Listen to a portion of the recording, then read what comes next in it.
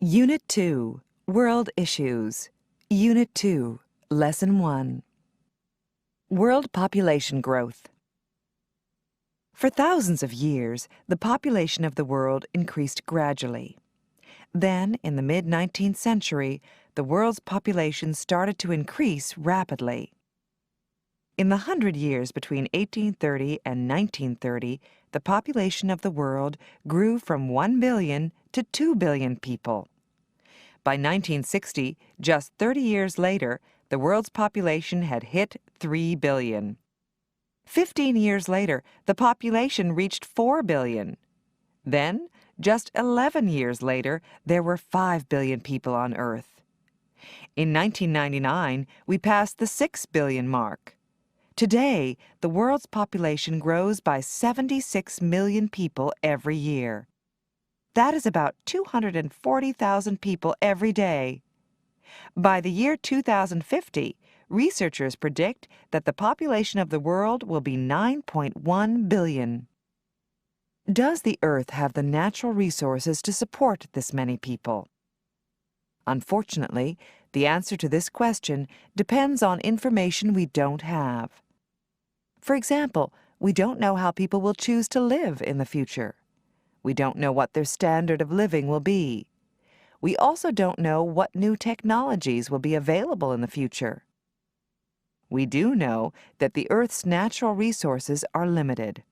Fresh water, for example, is crucial for health and food production.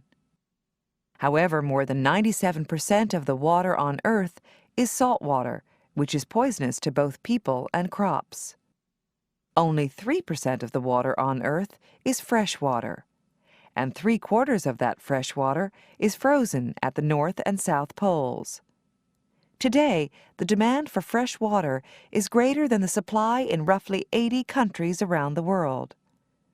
By 2025, scientists predict that 48 countries will have chronic shortages of water. At present, desalination, or the removal of salt from salt water, is not a solution to the shortage of fresh water. It takes a lot of energy to remove the salt from ocean water, and that makes the desalination process very expensive. The amount of land we can use to produce food is also limited. Today, roughly 11% of the land on Earth can be used for crops, while another 20% is available for raising animals. Each year, however, more of this land is lost as cities grow and roads stretch across the land. In addition, overcultivation has already damaged an amount of farmland equal to the size of the United States and Canada combined. It is possible to increase the amount of farmland, but only a little. Some farmland can be more productive if people start using different farming methods, but this will not increase worldwide production very much. Clean air is another important natural resource. However, it too is threatened by the growing population. The average person today puts about 1.1 metric tons of carbon into the atmosphere each year. Most of it comes from burning fossil fuels: gasoline, coal, oil, wood, and natural gas.